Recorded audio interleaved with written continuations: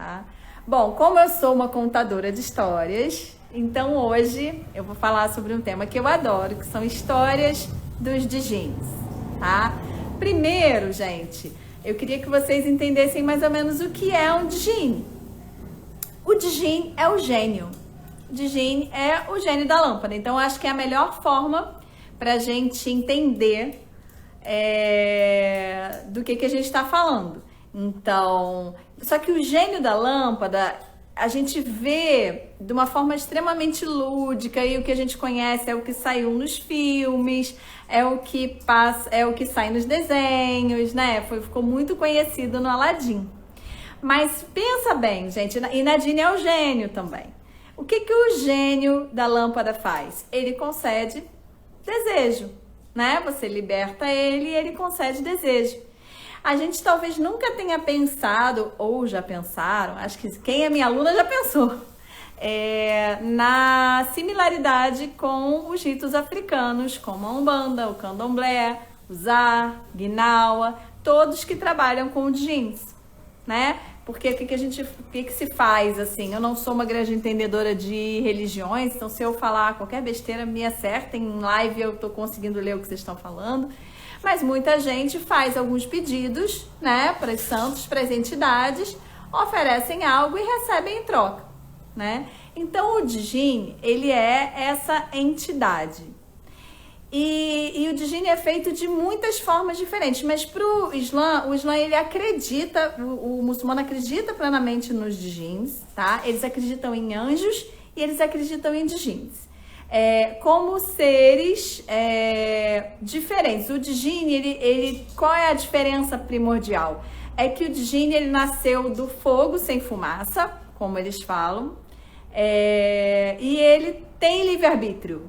Então isso faz com que o anjo, ele seja sempre bom e ele siga sempre tudo o que Allah quer. Mas o Djinn, ele pode ser bom ou ruim. Ele pode trabalhar para o bem ou para o mal.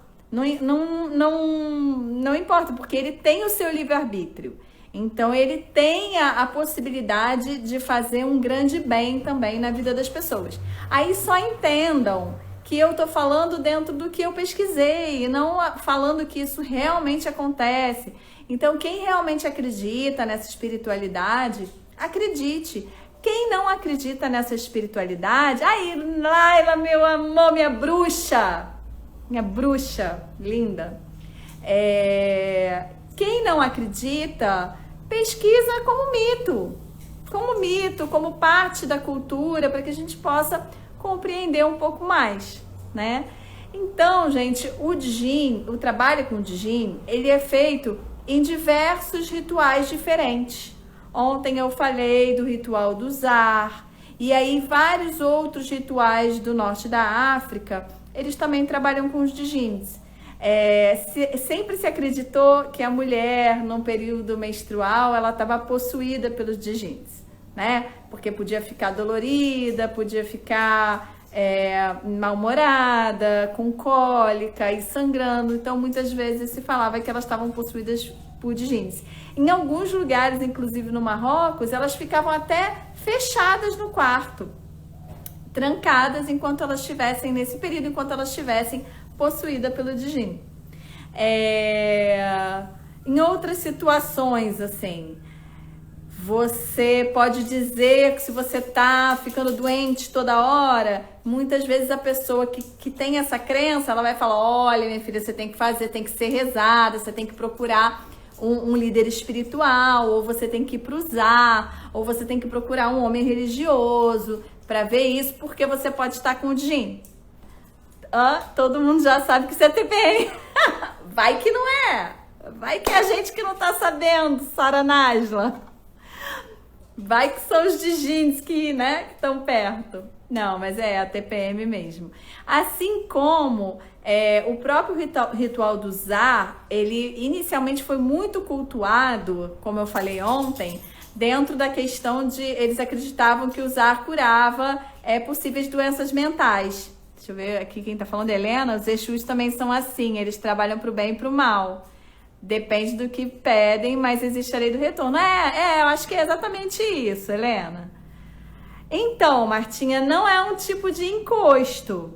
É isso que também é um pouco. Oi, Cris, meu amor! As pessoas falam muito sobre você precisa fazer um exorcismo para espantar o djinni, entendeu? Falam que usaram ritual de exorcismo. Não é bem isso. Oi, Pedro, meu querido. Brisa, meu amor. Então, isso assim, em verdade, quando você vai estudando um pouco mais sobre usar, você vai vendo que eles não vêm como um ritual de despossessão ou de exorcismo. Não, é um ritual que é para você apaziguar o seu djinni. Então, o objetivo é que faça você se relacionar bem com o seu djinni, para que a sua vida possa fluir melhor, tá? É nisso que usar acredita. Então, assim... E mais profundamente, dentro da filosofia do Zar, também vê que esse djinni, ele não só é parte de você. Então, de certa forma, seria uma forma de você lidar bem com vários arquétipos de si mesmo. Então, é profundo, assim. Mas o que eu sugiro é isso, gente. Quem acredita nessa espiritualidade, acredite. Quem não acredite, pelo menos estude para entender a linguagem. Então, Brisa, meu amor, o que tanto se fala do gênio da lâmpada é a mesma coisa que o djinni, que é essa entidade que faz um efeito bastante parecido com os santos e entidades da Umbanda e do Candomblé daqui, né? Eles concedem desejos e trocam e negociam, etc. Até porque mas eles não davam nada pro gênio. Davam sim, davam a liberdade. Então, existia uma troca, né? Quando você está falando em Aladim. E quando você pensa em Aladim, o nome já diz que ele é o Alá do djinni. Ele é o chefe do djinni, tá? Djinni é o gênio, é a mesma coisa. A gente também está falando dos djinnis. Então, a questão dos djinnis, ela é muito... o árabe, ele acredita muito, tá? E por isso existem diversos, não é só usar, diversos ritos que trabalham com isso, tá? Primeiramente, é legal a gente separar que existe uma entidade que eles também acreditam no mundo árabe, que se chama Afrit. Afrit ou Afarit, tá? Afarit não é djinni, tá? O Afarit é uma assombração. O Afrit é sempre algo ruim.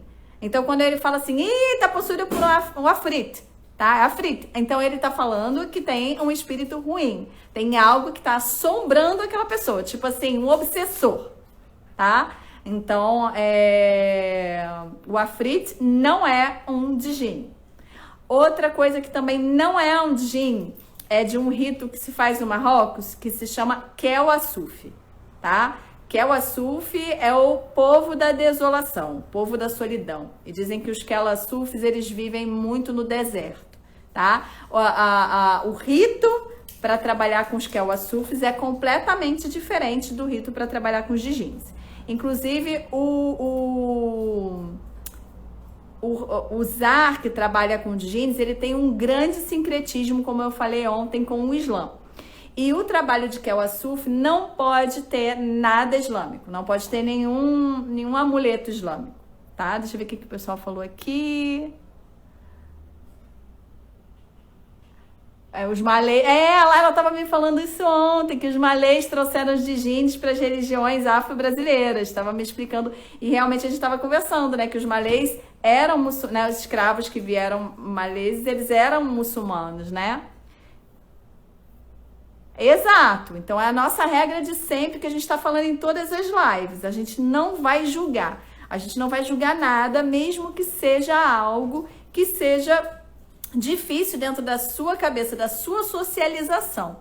Então, a gente vai ter que se abster disso para poder aprender. Então, o que eu acho bem curioso é que existem algumas histórias de djinnis, tá? Existem várias histórias de djinnis, e algumas que até contam para as crianças. Eu comprei um livro no Oásis de Silwa, que é um livro só de história de djinnis, e eu queria contar 3 histórias para vocês hoje. O que é muito engraçado é que a história, ela tem um drama, né? Ela tem um teor, ela tem um início interessante, você fica interessado nela, embora eu vá simplificar bastante a história aqui. Mas o djinn sempre vai embora quando você recita o Alcorão.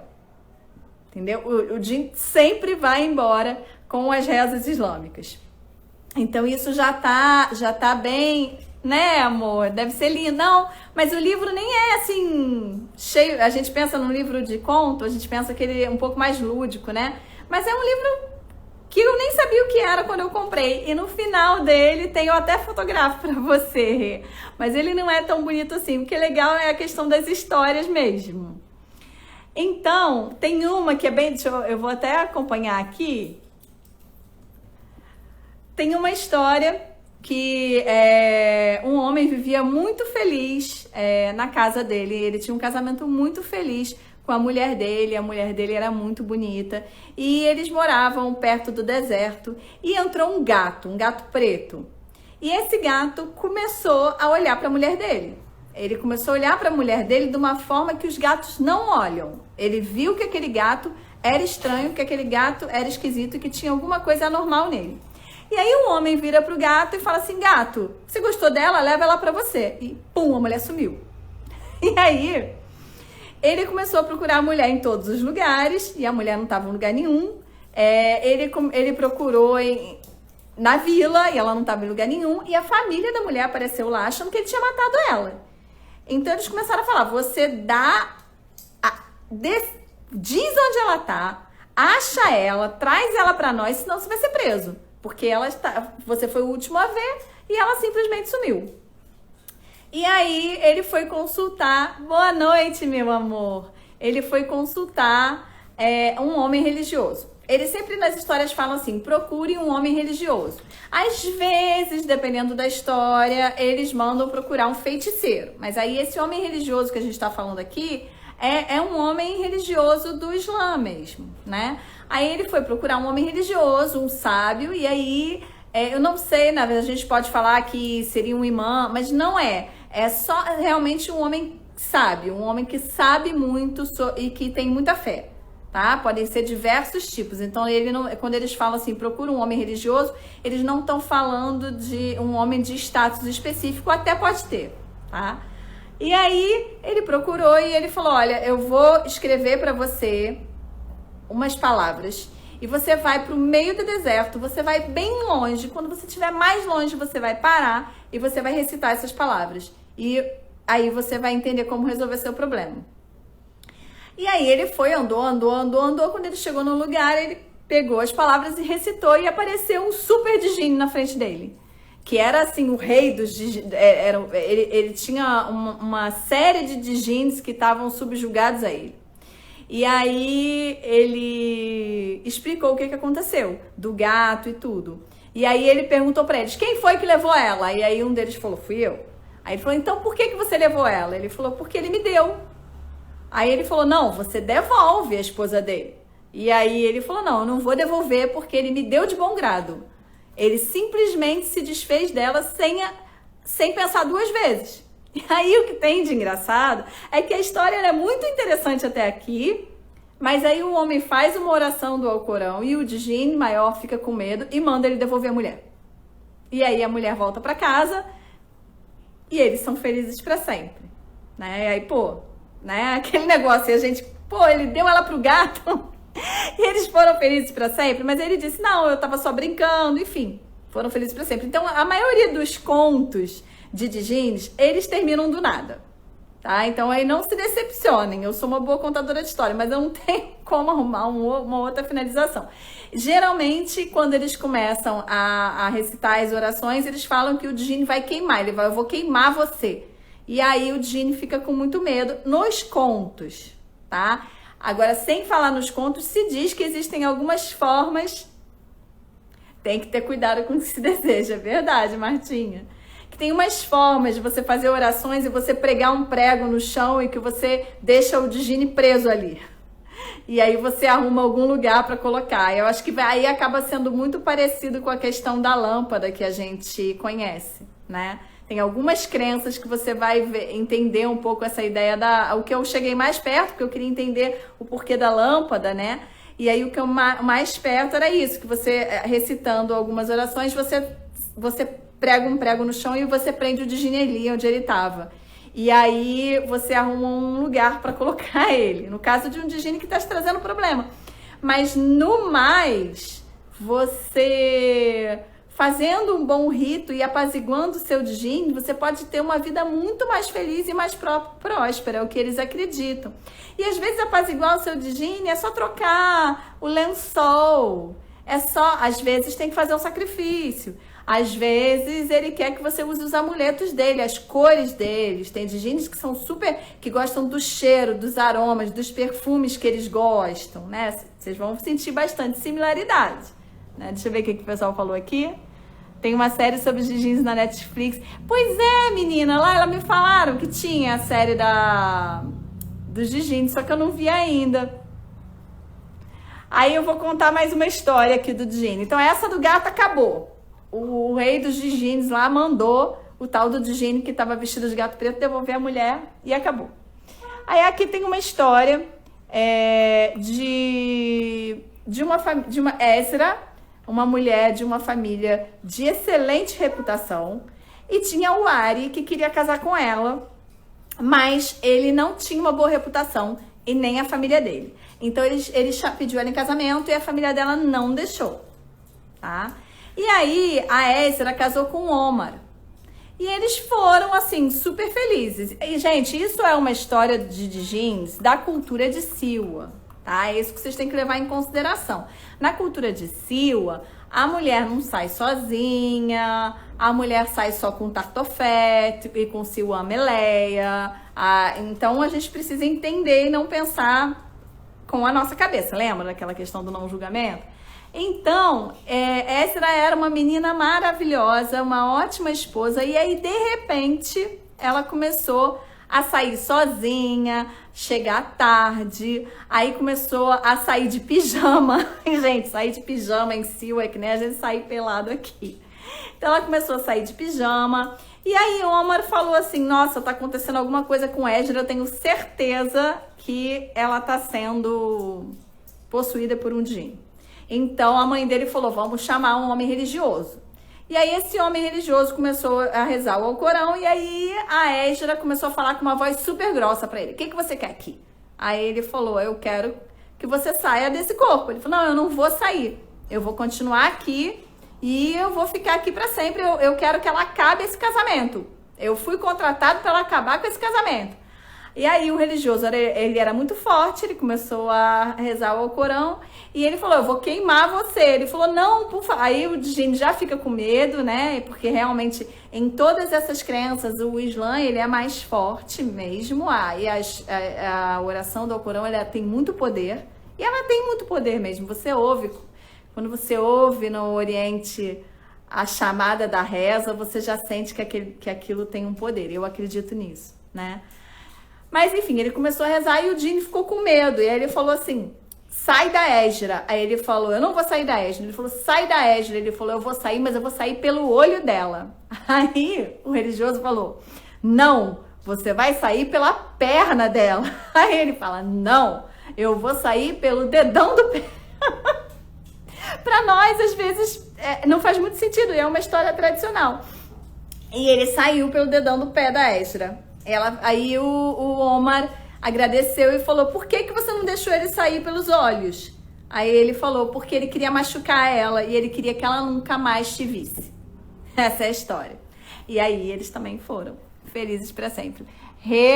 Sempre achou interessante isso do djinn. Em Moçambique, o curandeirismo e o animismo ainda é bem marcante. Se um moçambicano recebe o chamado, não atende e acaba enlouquecendo. Assim... O povo da África, ele é muito supersticioso. Então, mesmo o povo árabe, no caso o egípcio, ele é bem... Um minuto que os cachorros resolveram latir aqui. Tá bom, amor. Pararam. Acho que pararam. Então, o árabe, ele é bem supersticioso, ele acredita que muita coisa que está acontecendo não posso falar todos os árabes, tá, gente? Porque se a pessoa for muito, muito religiosa, se ela seguir muito o Islã, a superstição não vai ser bem-vinda, tá? Então, existem muitos que são muçulmanos, mas eles não veem essas crenças como religião, e sim como superstição, e acaba sendo mais aceito. Mas tudo isso não é sancionado, tá? Não é permitido pelo Islã. É a mesma coisa da cultura moçambicana, mas eles têm uma coisa assim eles põem muito mal olhado, eles têm uma infantilidade, eles não têm nem, eles falam assim, como é que você conseguiu isso? Você tem muita sorte, eles falam com raiva. Então eles acreditam também que todo mundo põe mal olhado. Então eles estão sempre se defendendo do mal olhado.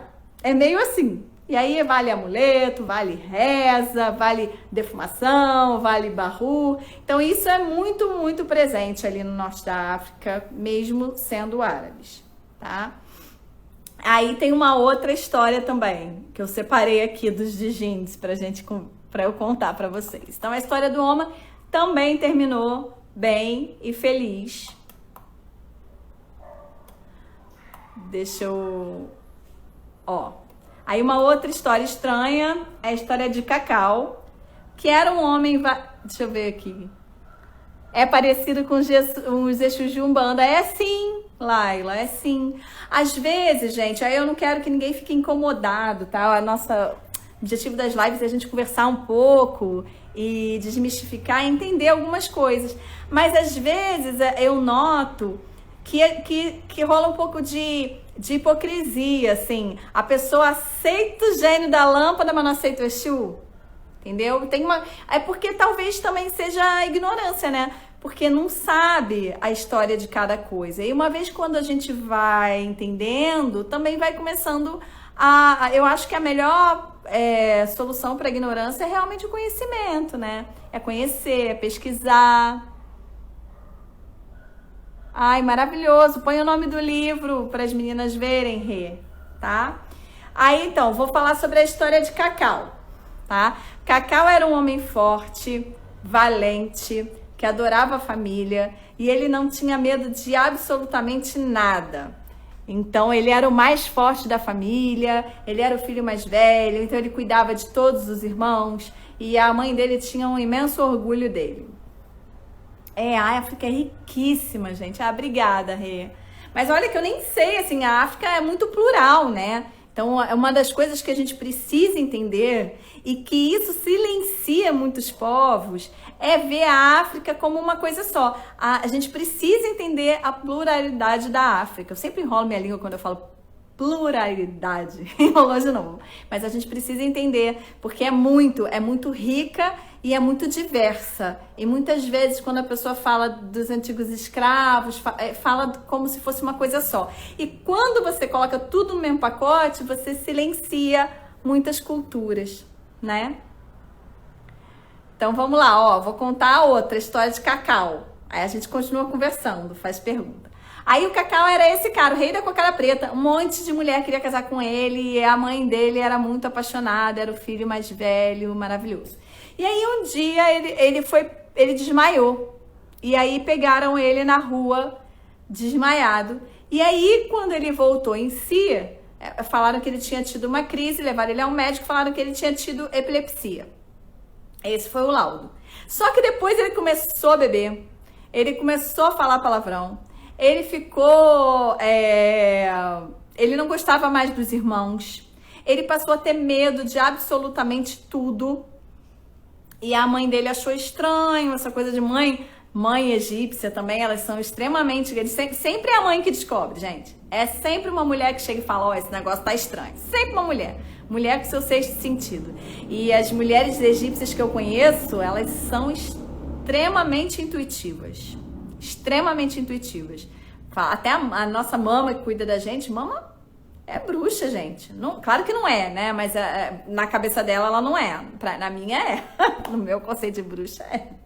Mas ela é super intuitiva e ela tem muito poder energético. Ela faz barrura, ela faz rito, ela limpa a casa toda.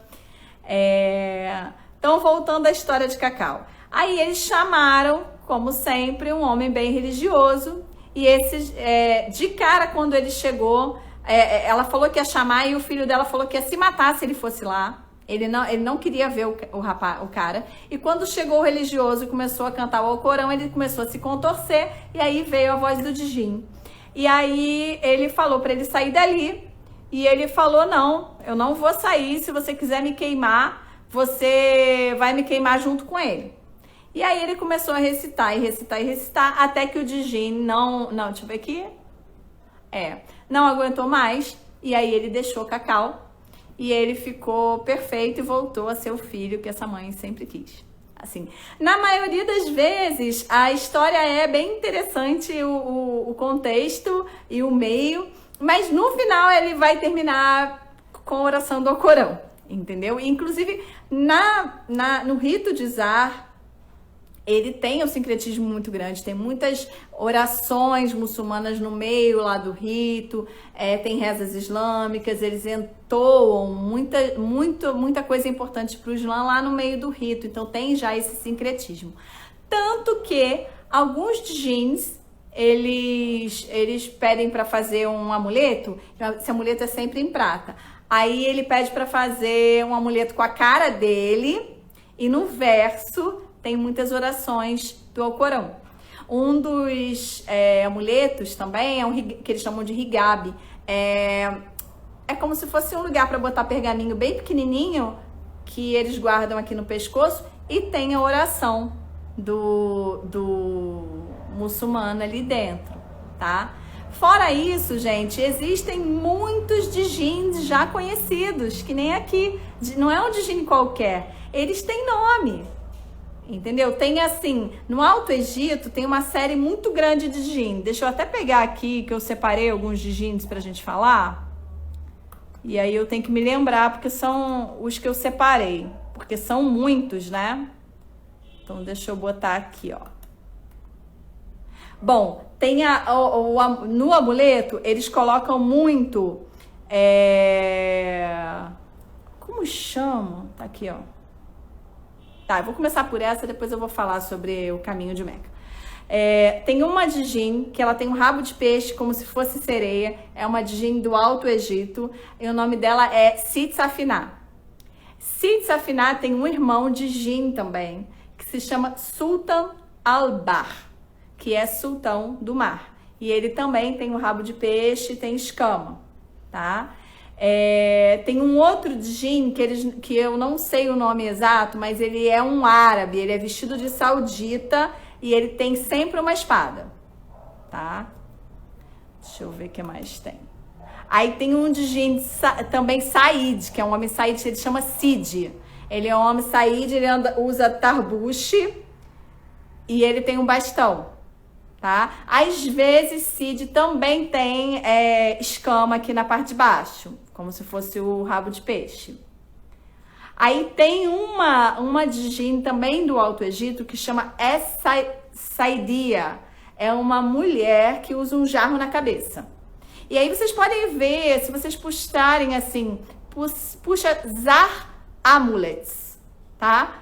Vocês vão entrar Tem um lugar que tem vários amuletos de prata beduína. E aí vocês vão ver várias fotos desses djinns, tá? Vocês vão até... Primeira vez que eu vi, eu achei bem estranho uma djinn com rabo de peixe. O que é esse saudita, eu achava que parecia uma freira, sabe? Sid Safiná, Sultan Al-Bahr. Aí no Marrocos tem Lala Malika, que é dos banheiros, dos hammams, né? Que não é só banheiro, mas é também casa de banho, né? Lala Malika, Lala Aisha, tem um monte, Lala, várias coisas. Tem várias Lalas diferentes que são de djinns do Marrocos. Mas tem isso mesmo de aprender o djinn. Então, eu falei isso agora, eu também não achei nada de lâmpada, tá? O que eu vi uma vez, que era como prender um djinn, que você tem que acertar o lugar onde ele tá e você botar um prego no chão, prender um prego no chão e que ele ficaria preso ali. E aí você teria que achar um recipiente, mas ninguém fala nada de lâmpada, tá? Foto dos djinns você não vai achar, você vai achar os amuletos de Zar, que tem desenhos um pouco assim, gente. Deixa eu ver se dá pra... Peraí. Vê se dá pra ver. Não sei se vocês conseguem ver.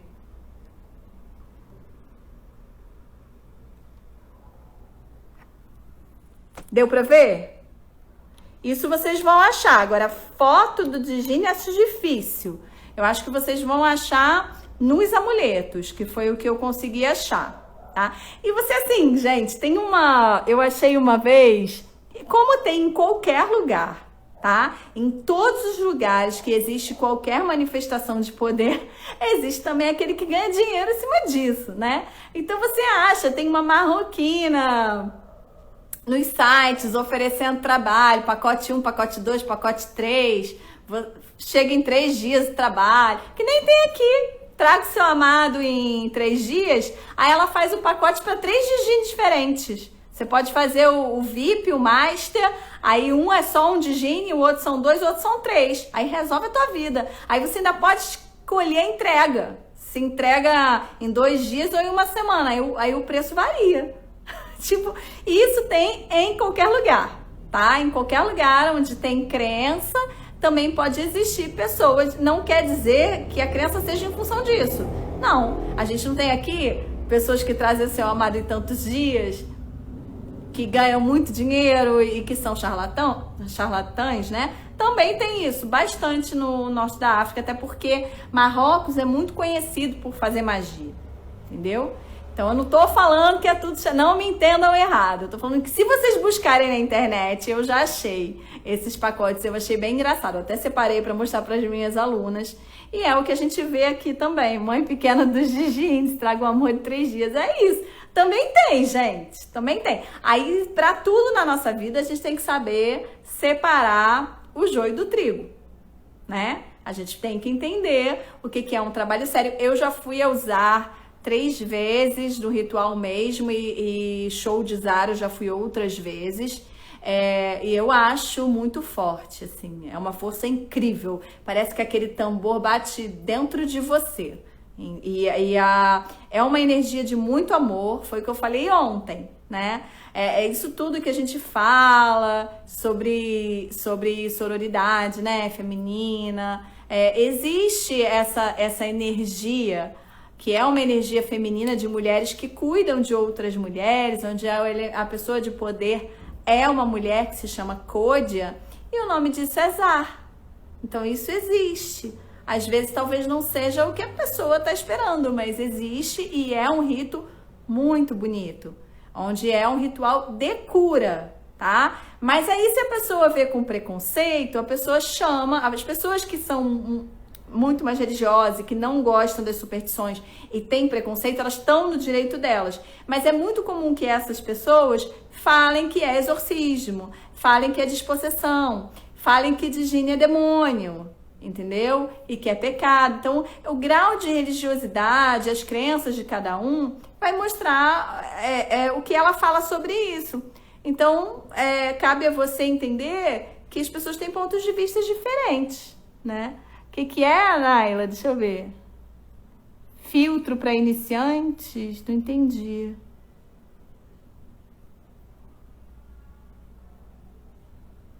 Chamados de Apcalo na Mesopotâmia. Cara, Laila, você é uma enciclopédia, amor. Você é demais. Eu não entendi. Quem me perguntou se existe filtro para iniciante? Eu não entendi. Se quiser me explicar. Bom, meus amores, então a gente contou 3 histórias. Acho que vocês devem achar mais histórias e livros envolvendo os Digines. Estudem Zar e estudem outros ritos também. É muito rico o norte da África a nível de ritos, gente. Estudem sobre Kel Assuf, vocês vão achar. O ritual é até difícil de falar. O ritual, da mesma forma que o Zar é o ritual que trabalha com os Digines, o ritual que trabalha com os Kel Assuf chama Tandien Gomaten. Ele também nem é permitido, mas o Zar também não é, né? Ah, porque eu falei do rabo de peixe, eu não sabia que tinha na Mesopotâmia. Olha que maravilhoso. Você é uma enciclopédia. Essa mulher inteligente. Então, e aí a diferença que eu acho eu gosto de estudar também os Kel Assuf por causa dessa coisa do povo da solidão, do povo da desolação, do povo do deserto, porque eu acho o deserto um lugar fascinante, assim. Eu acho que a energia do deserto é muito intensa. Eu, Melinda, acho, não sei, Não estou ensinando nada sobre esse assunto, mas eu acredito naqueles rituais de cura que fazem em deserto, que a pessoa toma um chá, e aí a pessoa em Siwa tem isso. Aí a pessoa é enterrada até o pescoço, assim, e fica suando, né? Dizem que tá purgando a doença. Eu acredito que nesses... E dizem que as pessoas curam doenças sérias ali. Pode ser que sim, pode ser que não, né? Eu nunca passei por isso. Mas eu acredito nessa energia da terra do deserto, sabe? Eu acho um lugar bem intenso. E aí quando eu comecei a estudar os Kewasuf era por isso, para saber um pouco mais sobre esse povo que mora, que habita a desolação do deserto. Alguma dúvida, meus amores? Deixa eu ver se tem mais uma coisa. Como uma iniciante separa? Ai, eu não entendi, Alana. Separa o quê? De Jin, de Kewasuf? Gente, isso aqui é um trabalho para um curioso estudar. Não importa se é iniciante, intermediário ou avançado. Se você tem curiosidade sobre mitos, sobre Djinn, sobre vários elementos que a gente ouve falar da cultura árabe, você vai pesquisar e você vai achar. Não tem, assim, um nível exato para você aprender, tá? Existem as pessoas que vão gostar e as pessoas que não vão gostar. E aí eu falo o que eu falo sempre. Eu acho muito importante que para estudar a cultura nós deixemos os nossos preconceitos de fora, né? Porque senão, quando a gente julga uma cultura, eu já falei isso acho que na primeira live, pela visão com a sua socialização, você comete atos etnocêntricos, porque você sai do pressuposto que a sua cultura é o centro e o resto não é desenvolvido, etc. Então, vamos exercitar mais a experiência da alteridade. A alteridade é você ser o outro, você entender o outro com a sua subjetividade, você entender o outro com a sua singularidade e você respeitar isso, tá? Então, se você gosta ou não de ritos africanos, você pode estudar os Djinns, mas entenda que gostar do gênio da lâmpada e não gostar de rito africano é díspare. A gente aos pouquinhos vai entendendo que eles são a mesma coisa, tá? Então fiquem ligadas e se inscrevam pra gente estreitar os nossos laços um pouquinho, tá? Agradeço demais a vocês que ficaram comigo até agora, falando de Djinn, contando. Eu adoro, gente, adoro, porque mexe comigo. É algo que eu gosto de estudar e que eu gosto de falar. Então, aguardo vocês no nosso canal também, Folclore Árabe Brasil, onde a gente vai postar todas essas lives, serão postadas lá, então segue a gente lá. Beijo, gratidão.